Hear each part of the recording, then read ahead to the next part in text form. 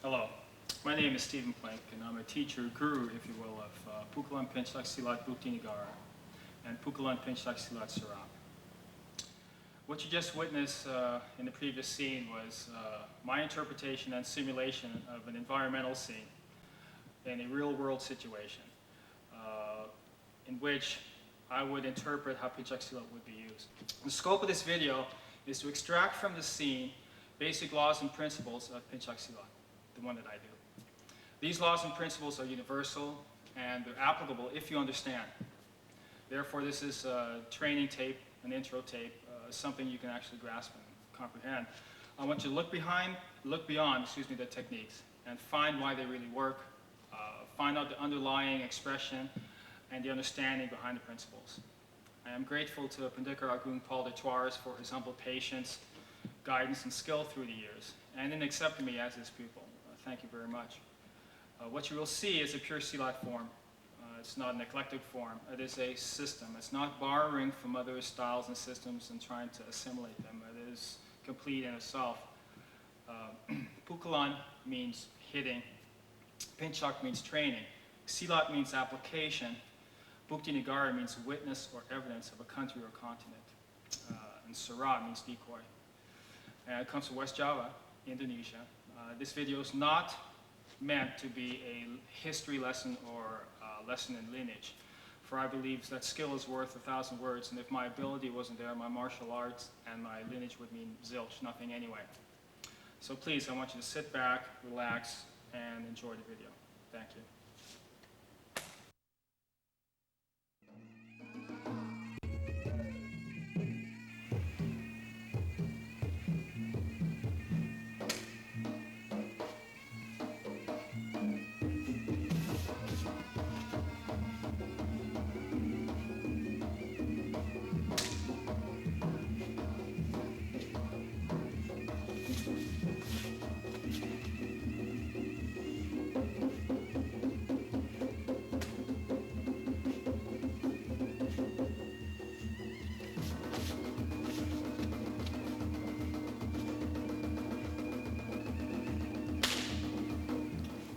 What you're witnessing is Buku Negara, Juru 1. Juru basically is a root movement in which many techniques can be derived from.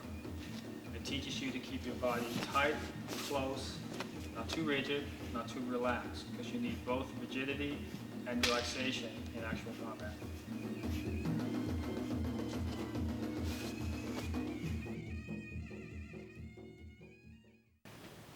What you just witnessed was my assistant, Eric, doing Buku Negara, Juru 1. Now, there's a lot of principles and laws you can extract from the Jurus, but let me suffice it to say that what you really get out of it is tight motion and a free-flowing idea of what you can do in a pinch.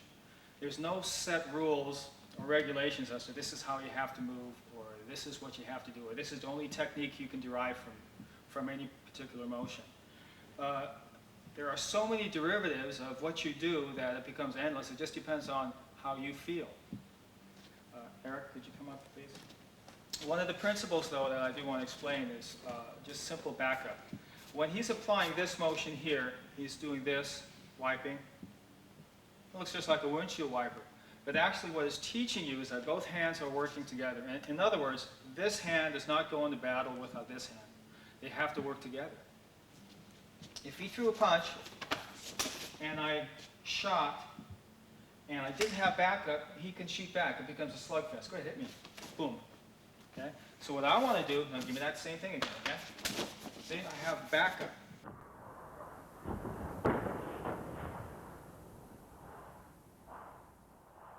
Where this is in the fray of the action also, not separately. So that's one principle that the Juru teaches you. Another principle is keeping center line. You think of yourself as a bow of a ship where water is going to your port side and to your starboard side. But you're anatomically strong. Not stiff, not rigid, but relaxed. So a very basic principle is if he shoots a punch, see, I'm just doing this. Just natural reaction for most people is to cover anyway. All I'm doing is adding a little attitudinal adjustment and moving forward, moving in. So one more time, let's take it on from this side so you can see. If he shoots a punch, all I'm doing is just, yes, I haven't even stepped in yet, whatever, it's just upper body.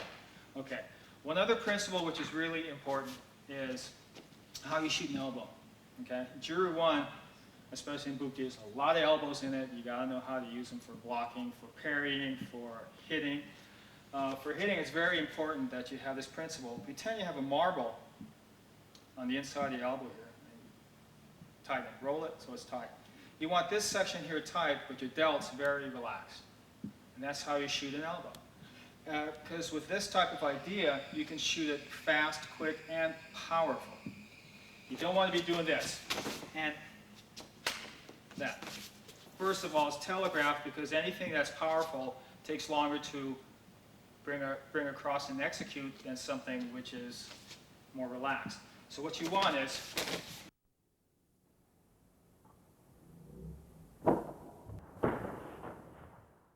very relaxed.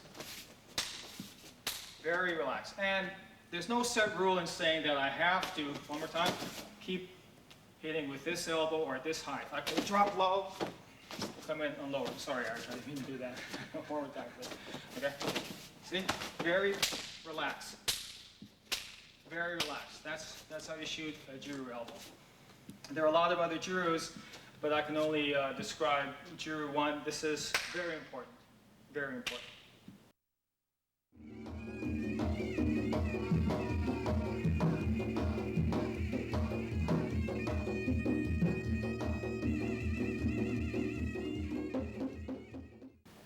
In this upper body section, we're going to be covering a few more principles and laws, but I would like to define laws and principles.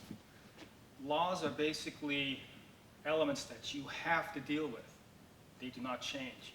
Principles, on the other hand, it's your choice whether you want to use them if it's apropos for any particular situation. The Jurus teach us both laws and principles.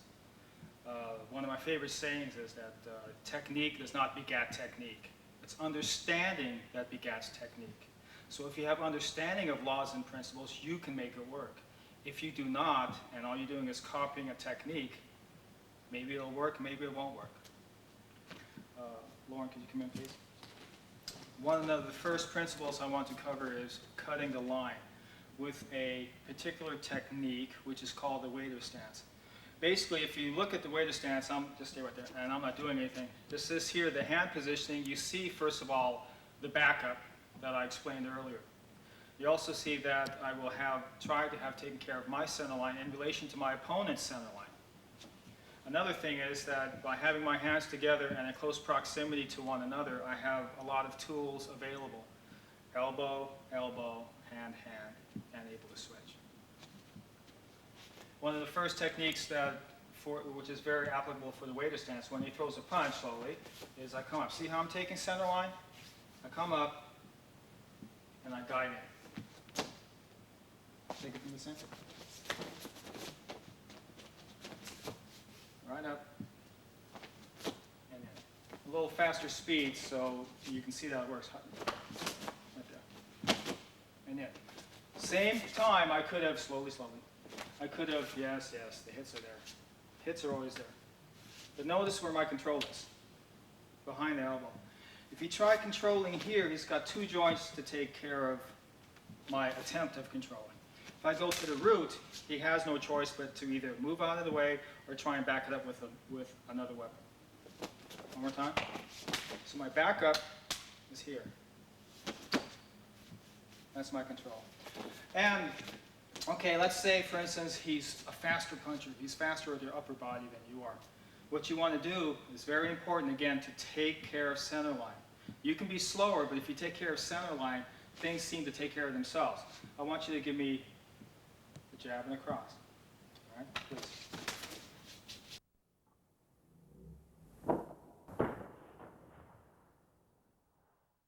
There. I did in one motion the same time that it took him to do several motions. Because what I'm doing is I am taking a principle and making it work for this situation. One more time. Right there.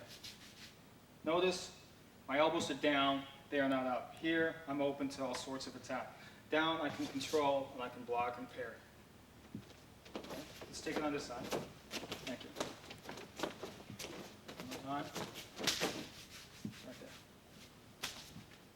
there. Okay? Very relaxed. So that's basically the idea of cutting the line. Another principle with cutting the line is if I take, let's say, one angle, this one here, taking it from my lower right to my upper left, and I become very proficient with this angle, I can block with it, I can hit with it. I know that his tools are going to have to cross that center line where I'm crossing in order to come to me. So if I have an attitude of really taking care of that angle, I will intersect his attack. So whereas the waiter stance worked from, let's say, from lower left to upper right, the same thing, come in one more time, please. I can take it this way. You see what I'm doing? I'm taking my back up, my back up, and in. This way, please. One more time. Back up, and in. No, hit me, please. Back up, and in.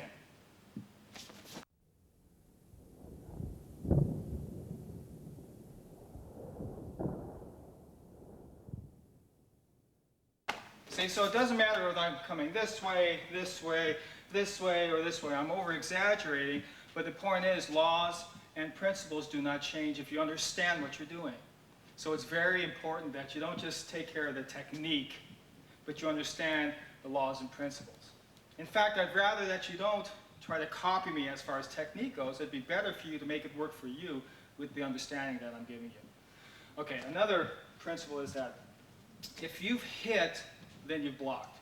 It goes in line with covering center line. It goes in line with taking the angle. If he shoots a punch and I shoot a punch, we have to intersect. There's no two ways about it. We have to intersect.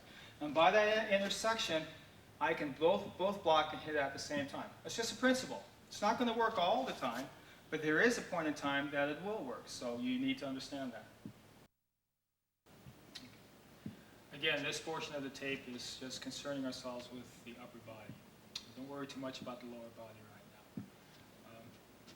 I want to backtrack a little bit, and I want to explain the timing in which you would apply your tools. Now in Silat, it's very important that you use the proper tool, the proper distance, or appreciation of distance, and at the proper time.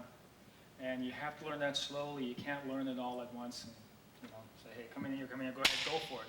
It's not going to work. What you need to do, okay, is first of all, you need to know what distance am I going to start training at, okay? This distance, kicks. Maybe a jab if he likes to shuffle and come in with a jab. But you need to understand that from the get-go. So what distance do you want to train at? How I like to teach my students is, come a little closer, about right there, right here. This is usually what happens anyway, after all the verbiage, and then the whack comes, right? So what you want to do is first of all, have your tools work before you even move your body. Why? Because this is faster than this. Let me give you an over-exaggeration. This is slow-mo. If he shoots a punch and I move with my body first, then my tool, you see how I'm behind the power curve? What you want to do, again, slowly, is move tools first to make way for your body. It's a very important principle. You need to understand that, because if you don't, you're going to get bobbed. Put it lightly. So one more time, tool first, regardless of how you're blocking, okay? The way you want to block becomes your own technique, that's fine. But the principle is, use your tool first to make way for your body. Okay? Another principle is, once I do come in, I have backup. Backup. This is here. Because if I block, he wipes, I want to be able to control. See? I use backup, the idea of backup, to take care of his response to my answer. This punch is a question, I gave an answer. He responds, I take over. This is very free-flowing. It doesn't have to be just like that. That was just a technique. Same thing could have happened like this. It came up underneath, see? Underneath. Underneath. So the idea of backup is very important in Juru. Backup. When you're doing the Juru, the tools work together, not separately. When I'm shooting, backup, backup. A lot of people see this motion here. What's this? How can you use that? Well, you know, you have to have a backup for everything, whether it's a kick, whether it's a punch, whether it's a headbutt, whether it's a knee, or whether it's an elbow. Juror 1 teaches a backup for an elbow. If he shoots a punch, slow, I shoot an elbow, he's going to try and block. See what I do? Take it out of the way so I can shoot it again. Another principle to reiterate, backup, backup, backup. You have backup with everything you do. If I shoot a punch, he blocks, there, he just backed up. Right? Remember this motion in Juror 1? Back up again. Back up, back up. Very important. So he shoots a punch, right there, see?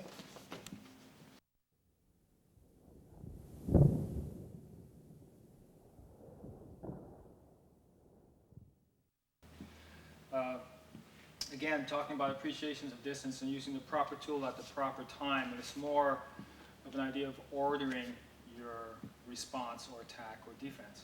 And it has to be in order. If you aren't in order, it's in disorder, and that doesn't work. If he, again, we're just working with leads for the camera to see. Nothing exaggerated or anything. He comes in with a punch. Look at, respond. Yes, it could have been a hit. Yes, it could have been a hit. Collapse and move in. What I mean by collapse is I'm very relaxed. I'm not doing this. See how I'm pushing? Because remember, this was made for small people against large people. If he was a 300-pound biker on Angel Dust, I'm not going to do that. What I'm going to do is I'm going to draw in. See? We're in tight, but because I use my tool first and then I learn to relax. Yes, at this point in time, I could have angulated, could have used my tight range weapons, long range weapons before I come in.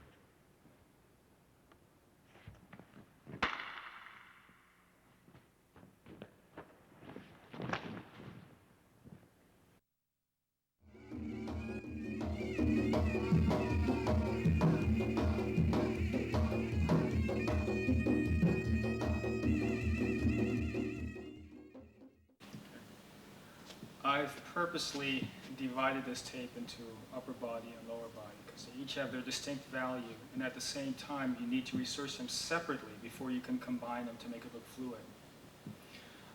What a lot of people seem to do is they seem to combine both upper and lower body together, but it takes them longer to understand what each is capable of doing. They seem to learn quicker how they can work in conjunction, but separately they do not seem to understand their total value. So in this portion, I'm going to cover lower body. One of the main principles that you will see works is base angle leverage. That's not even a principle, excuse me. Let's scratch that. That is a law. Base angle leverage. You'll see that with this formula, base angle leverage, it doesn't matter what you're doing, you can always relate it back to that. You have to either have a base, you either have an appropriate angle, or an appropriate leverage, or a combination of at least the two. If you have base, angle, and leverage all together, it'll work first time every time, if you understand, big if. If you have 2 out of the 3, let's say you just have angle and leverage, or angle and base, or base and angle, they will work also. But 1 out of the 3 will never work. An example I always give is, especially with something that you want to generate power from. I was a big fan of Muhammad Ali when I was growing up, and I remember the phrase, sting like a bee and dance like a butterfly. Whenever he did that, he was amassing points by moving back and jabbing and everything, and in a sportive sense, that was great.